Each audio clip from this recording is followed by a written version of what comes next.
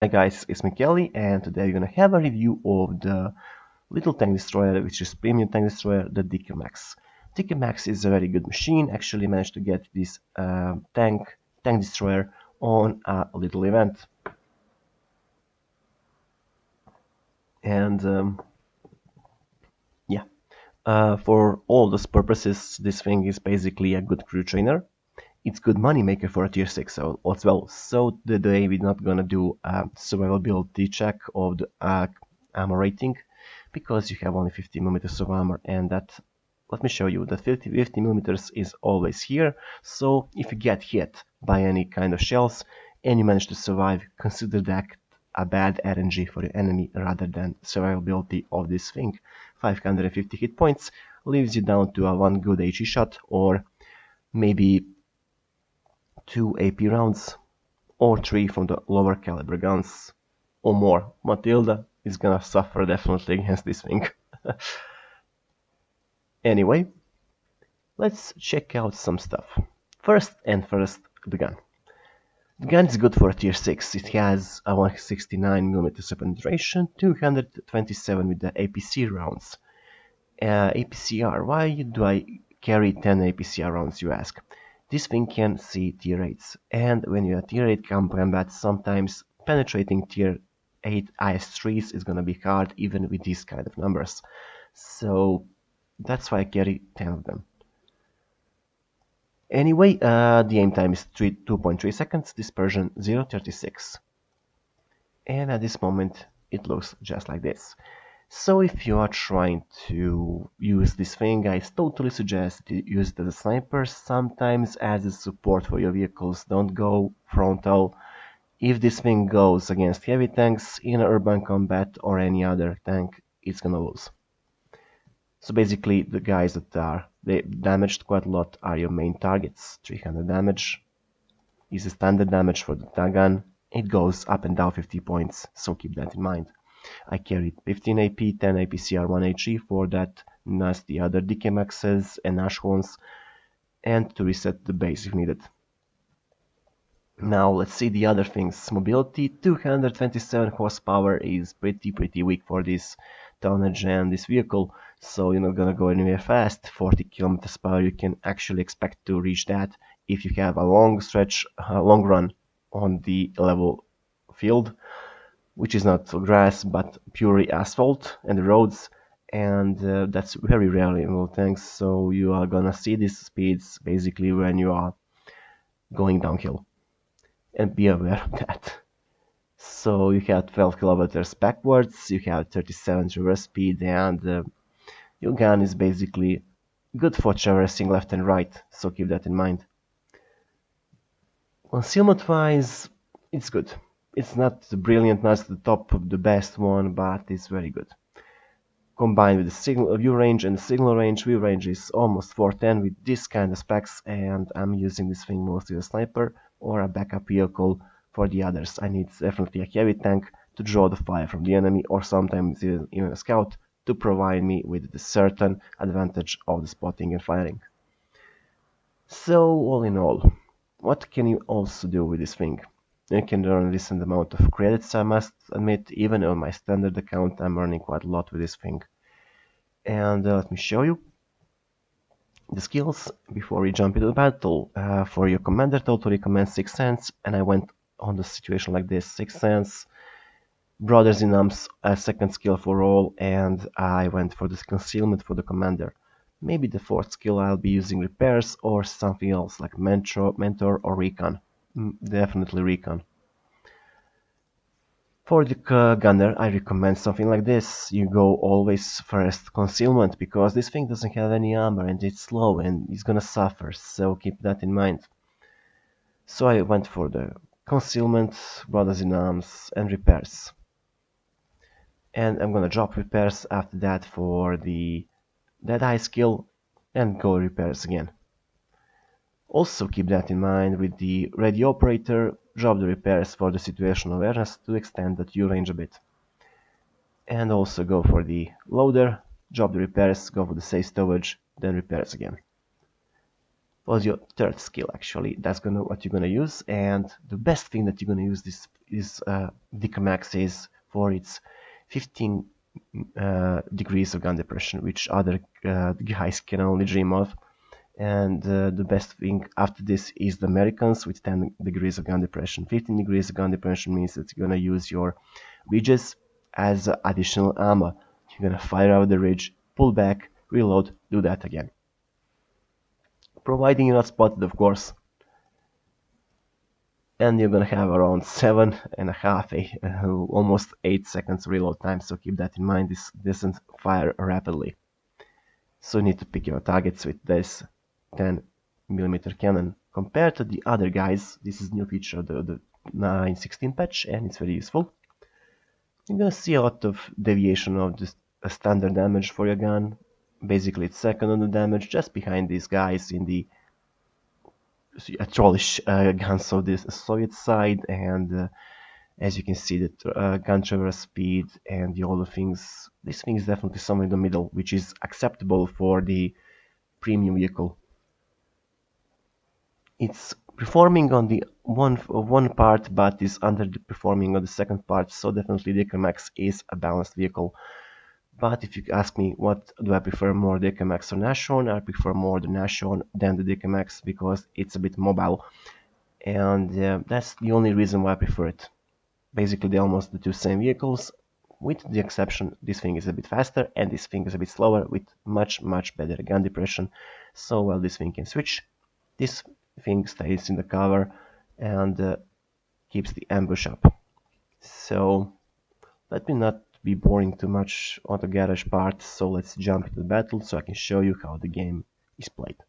And this kind of matchmaking is basically a dream come true. Let me just check out the video sound stuff and graphics so you can see all the things I colorblind mode on. And yeah, the sound is there. So, how should I tell you about this thing? Actually, on this map, we are on the Tundra, we are the top tier, and very few top tier tanks. The biggest threat for us is the enemy tank destroyers. Then comes, believe it or not, the Hetzers, because their depth guns can do a lot of damage to us. And sometimes even the worst enemy for us is gonna be our own RNG.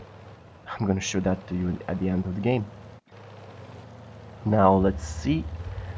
Can I climb over here? No, I can't, so keep that in mind of that. The Max doesn't have a good engine, and it limits me quite a bit, and I need to be, as you can see, on defense and cover this area.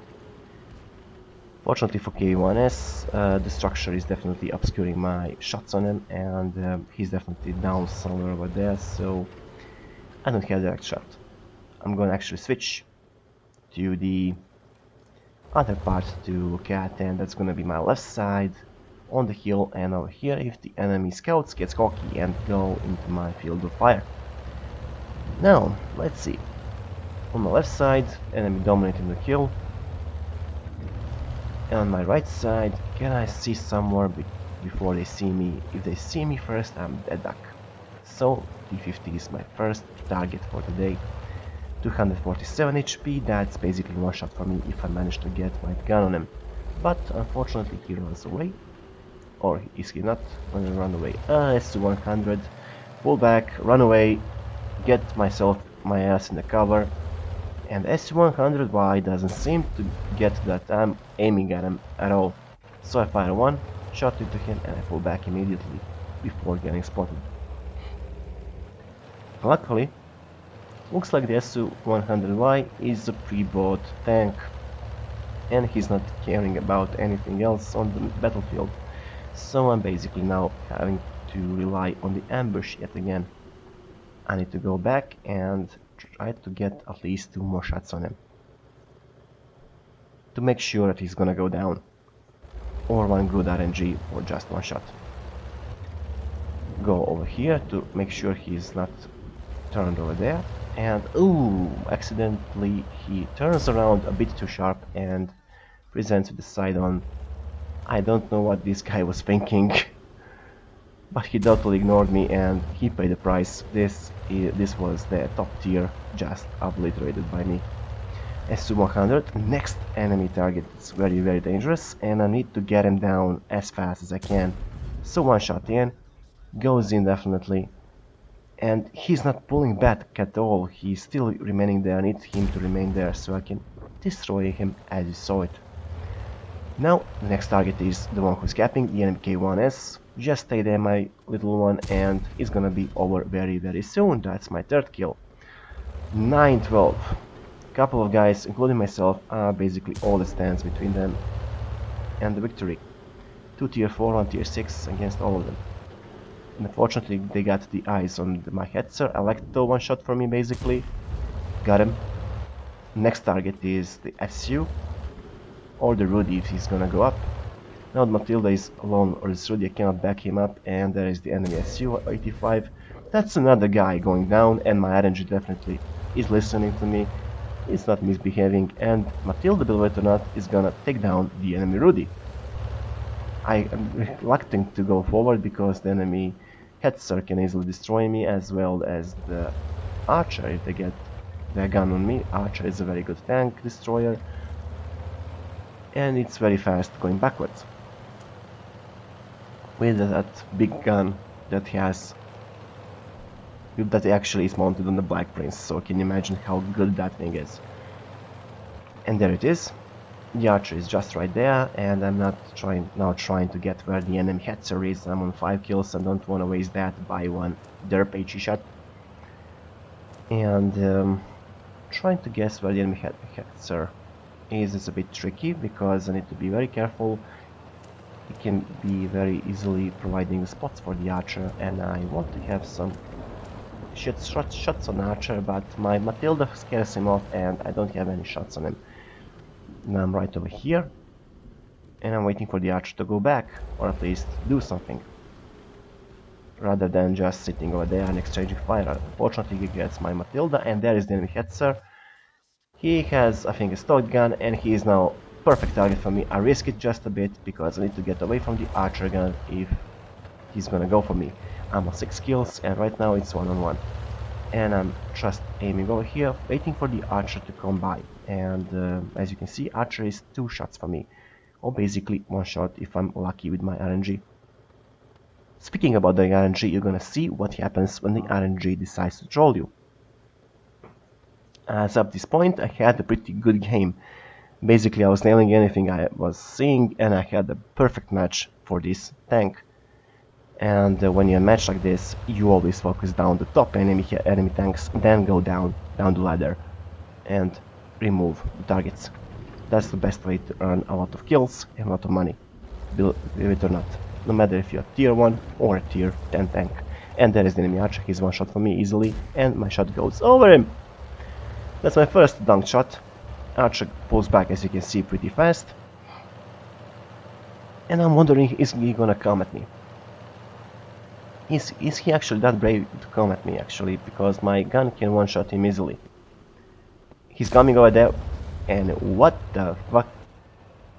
I don't know where that shot went in. Again aiming, this time again above him. Believe it or not, this is how my RNG works today.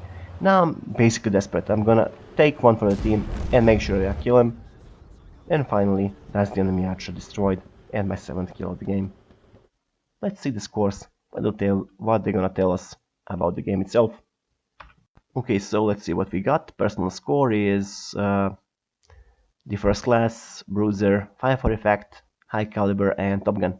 So with these kind of scores, we managed to do pretty after the damage. Team score told us we managed to do 2k damage, 947 XP. Little report says to us 14 fired, direct hits and penetrations 10. Explain to me how the heck did I manage to do a miss on that Archer at the end.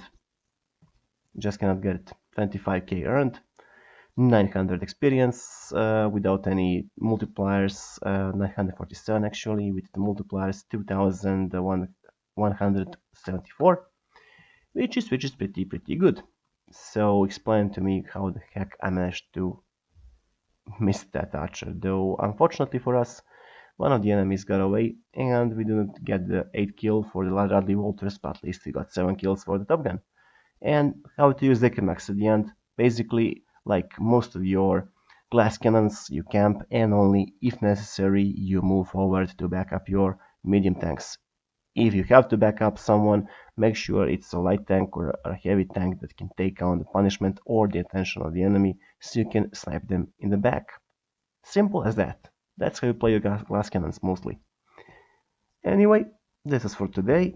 Hope you enjoyed this thing. Like if you do, subscribe if you want to see more, and I'll catch you all next time.